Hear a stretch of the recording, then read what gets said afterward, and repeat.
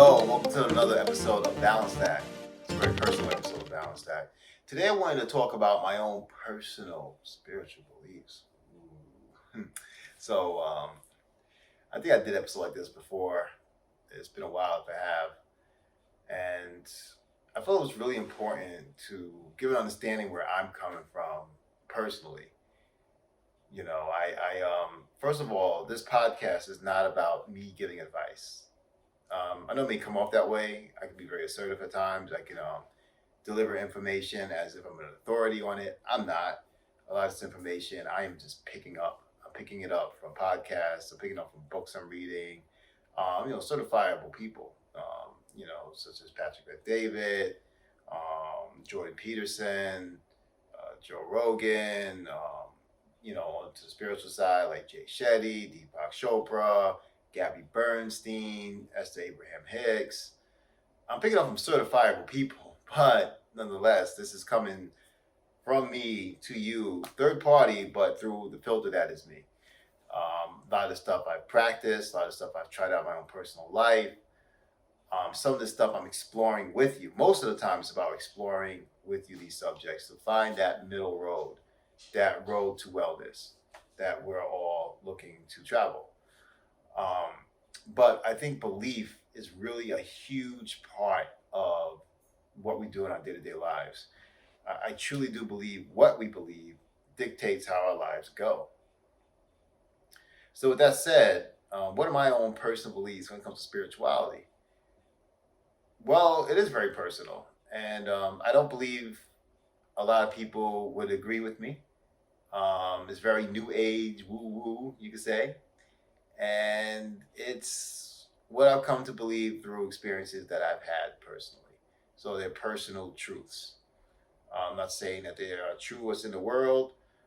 I'm not saying that's objectively true what I believe, but it's what I believe and what brings me comfort and helps me have an understanding of what is happening in this world and within my own personal life. So with no further ado, what does Juan believe? So what do I believe? Well, I definitely believe in God. And I believe that God is non-denominational. I believe that God talks to you as Gabby Bernstein would say, in the language that you will best hear him. So whether that's numerology, whether that's the zodiac, whether that's Christianity, Buddhism, Hinduism, the Muslim religion, Islam, whether that's through science, whether that's through being a furry, whatever language that you will best hear him. And it doesn't only have to be defined as God. It could be defined as, once again, science, astrophysics, biology, whatever gives you that good feeling, that feel-good feeling that gives you a sense of certainty and understanding, a sense of confidence, and a sense of comfort. That's how God talks to you. I like to call God Source. I do call him God as well. That's how I refer to the creator of all things.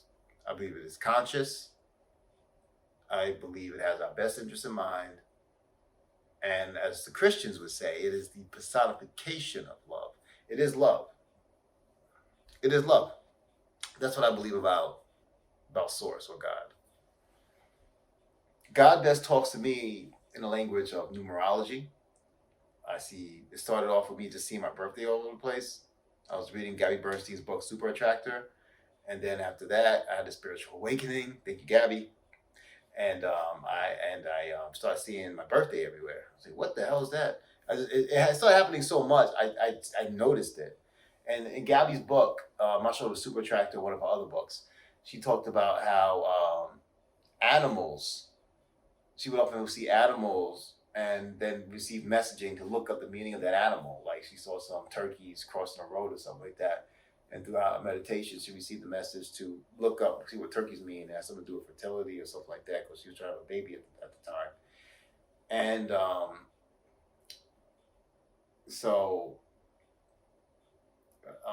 after I had my spiritual awakening, and I saw my birthday everywhere, I tried to look up, what does that mean? What does it mean when you see your birthday? everywhere. And apparently it means that spirit is trying to talk to you. And then I started seeing repeating numbers: 222s, 444s, 777s, all the time. Even 666. Not as bad as you think it is. I started seeing repeating numbers all over the place. 333. It was insane, and each one has a different meaning. And oftentimes, the meaning of seeing a certain combination of numbers, especially when you see them in groups of three, like repeated numbers, 22 or 222, 33 or 333, or even 333, 3, like four in a row, means something. The master number 11 or 1111. It's something I've often seen. I have a friend that's into numerology. Say that I am a master builder, because my numerology number comes back to 111. I believe that is source communicating to me, and communicates to me through these numbers. I go online, look them up, see what they mean, and the messaging seems to always be right on point with what I'm going through in my life. Also, with spirit animals, I guess it's more of a shamanistic look at life, but I have a spirit animal. It's the blue jay, and the blue jay represents it is time to find your true self. And this came into my life at a time when I needed to do that. It was 2021. This was part of my spiritual awakening after reading Super Attractor. When I was reading Super Attractor, I did a meditation that she recommended to find out the name of your guardian angel. I asked my guardian angel after the meditation, "What is your name?" There was no response. There was a bunch of bullshit. And I was about to get out my car, and then suddenly in my car, I strongly smelled a woman's perfume. Just strongly smelled it. Didn't make any sense. I'm not even dating anyone. Well, I was actually. I was in a relationship, but we was kind of going our separate ways by this point. And I could just smell it. Plus, my ex didn't wear perfume like at all. She was kind of a tomboy. Anyway, enough of that. I just smelled it so strongly. The smell of perfume. I said, what is the smell of perfume? And I sat in the car for a minute. I was like, what is that? And I started to think, is this it? Is this my guardian angel messaging to me? So I sat back and I asked it again, what is your name? And in a very sweet woman's voice, it started saying, Jophiel. I remember this so clearly. I know this sounds weird. You don't have to believe me. Turn the channel off if you want to, but this shit happened. Maybe I'm crazy. Jophiel, Jophiel, Jophiel. So I hear it over and over again. I was like, okay, that's bullshit. That's my mind making things up, I thought to myself, because in the book, she also goes over guardian angels, not guardian angels, archangels. And one of the archangels she covered was Jophiel. And Jophiel is one of the patrons, or I guess matriarchs really, to artists. I'm an artist. So I was like, okay, that's bullshit. I'm just making up in my head, making a connection because I like the idea of her being a matriarch to artists. And I got out the car, and there were blue jays everywhere. I mean, I get to see a blue jay, if I'm paying attention, maybe once, twice a year. I mean, I'm surrounded by like a fucking flock of blue jays. It was weird. And they would follow me around the park, I mean, about 7 to 12 different blue jays. It was so wild, so wild. And I just, I went home. I was with my ex at the time. We was in the backyard cooking. And I was thinking about the day and what a beautiful, wonderful day was, an incredible experience I had. And then I look up. No, I just did a meditation just to reflect on it. I looked up after the meditation, and there was a tree. I looked directly at the tree. There was a single blue jay looking at me from the tree. Okay? Fucking wild. Crazy. And I just stared back at the blue jay that was staring at me. I started to cry. Like I immediately remembered when I was a little kid, my mom would, every year, I grew up in New York, every year as springtime would come, my mom would scream for me to come downstairs. Whoa, whoa, whoa, come downstairs. Like a little kid, like 4 or 5 to 7 years old. Whoa, whoa, whoa, come downstairs, come downstairs. I said, what is it, mommy? What is it? Come downstairs. What is it? Look at the window, look at the window. I said, what? See, look, it's a blue jay. It's a blue jay. There was always a blue jay sitting on the fence to our house at the end of winter, as winter was starting to turn into spring. And that was usually a sign for me that, oh, it was always a beautiful experience to me. And I looked at that blue jay. I said, you knew since then, you've been planning this moment since then, haven't you? Talking to spirit.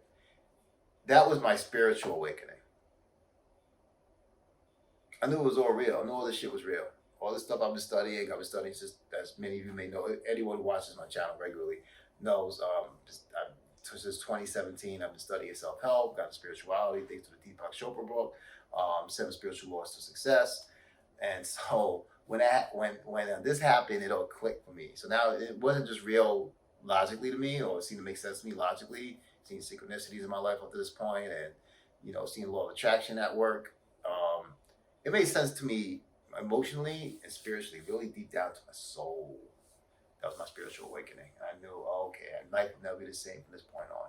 Plus, I also had this weird experience where it got hot from I felt this heat shoot up from my toes up to my thighs, and I looked that up too on the internet. It has something to do with spiritual awakening as well. So yeah, weird shit, right? So definitely believe in Source. I believe Source is not denominational. I believe in numerology. That's how God talks to me. He also talks to me through spirit animals. My specific spirit animal is the blue jay. I also come to believe that you get to pick your power animal. My power animal is the leopard. I did a meditation one time and came out of it saying this phrase: return of the leopard, birth of the spider. I plan on doing DJing as an EDM DJ and DJ Unlimited. And that's going to be the name of one of my first EP mixes. It's going to be Birth of the Spider, Return of the Leopard.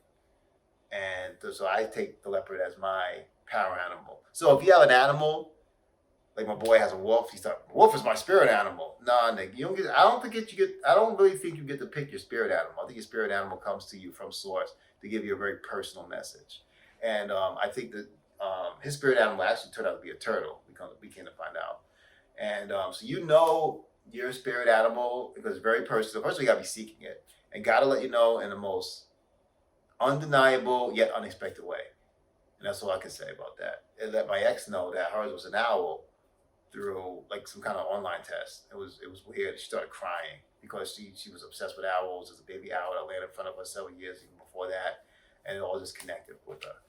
So yes, so probably something, it'll make it obvious, and then it'll doubly make it obvious to you what your spirit animal is. But you have to be seeking it at the same time. So yeah. So that's what I believe in. And I also very much believe in discipline. I very much believe in self-abnegation. I believe in feeling good. I believe in happiness. I believe in unconditional love. And I believe in adventure. I believe in having every day be a visceral experience. That's what I'm doing with my company, Vital Intellect. It's going to be an entertainment company. It is an entertainment company, honestly. This is under Vital Intellect. This, Sacred Space Podcast, Samurai Punk the Novel, and also my serial shadow work that I'm working on currently, all under Vital Intellect. And this is what I'm hoping to bring to everyone with this company, which is these things: unconditional love, adventure, fun, freedom of expression. These are things that are my core values, and they're very much tied into my spiritual beliefs. So I am very much a part of a community now. I guess you could call it really a hippie community. You guys, I'm sure, are aware of now because I've introduced them several times on this podcast. The space is called Sacred Space of Tampa, and it's ran by a gentleman named Jason and his wife Carrie. And I've met all types of people there. So I talked about in a previous episode about my friend Joe Brown. We did somatic breath work with him. We do yoga, meditations. We drink kava. We drink kratom. We sit there and talk about very big spiritual things. In my other podcast, Sacred Space, we just did an episode on 3D going into the 5D realm. I had no idea what the hell that even meant into the podcast. My friend Jason, and also my friend Stephanie, who are very knowledgeable in that kind of subject matter, talk me through it. So yeah, that's where my beliefs are at right now. If I had to define it, which I really don't, because I think it's what a lot of Americans have, which is just, I don't have a religion, I'm just spiritual. But it's a little bit more than that now for me, because there are certain things I took on. I almost call it like pseudo-Buddhism, but really what they call it is New Age religion. And it's all about what seems a lot of times to be kind of conspiratory. And I don't honestly buy into everything that a lot of people buy into. Like I actually had an argument with my friend about chemtrails. Still don't believe in chemtrails. One of my friends named Andrew almost got me into chemtrails, but I'm like, nah, I don't believe no chemtrails. Now get out of that. That's like conspiratory, like sci-fi channel, like Fox 5 back in the day sightings and X-Files shit. That kind of stuff I don't really buy into that much. A lot of people in my community do.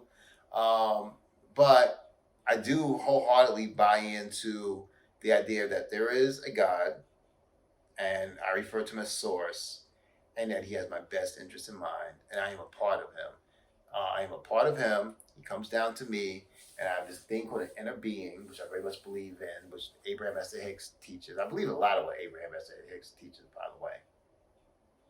And I believe in law of attraction. I believe my inner being, through my emotional guidance system, which Esther teaches about, communicates to me and communicates to me what's best for me, according to my own desires, my own experiences. I believe in Esther's step 1, step 2, step 3, step 4, step 5 regarding manifestation and allowance. So step 1 is you ask, which is usually that you experience what you don't want. So you experience what you don't want, therefore you know what you do want. So that's step 1.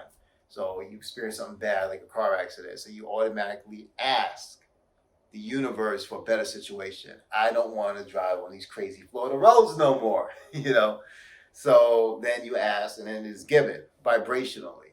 So you ask, and then it is given vibrationally. So once it is given, that's not done by you, that's done by your inner being.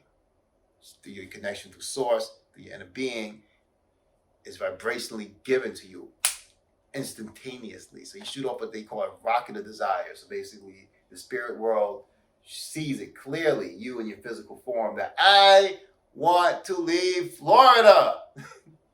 And so then they find the answer for that according to your own resistance in your life. So step 2 is taken care of. Step 1, you ask. Step 2, it is given. Step 3 is now that's your work. That's your work as this physical conscious presence to allow it to come in. So that's by flowing with it, not thinking about it, letting things go. But if you're sitting there, you're trying hard, you're digging hard, and really if you feel emotionally bad, you're blocking it. You're blocking it from coming in. So you might really desire a lot of money, or in my example, to stop driving on Florida roads. So then, it's up for you to stop being resistant towards that thing that you want to manifest in your life in the physical form. Because it's there vibrationally, but it needs to come into a physical form. And how you do that is by allowing it to come into your experience.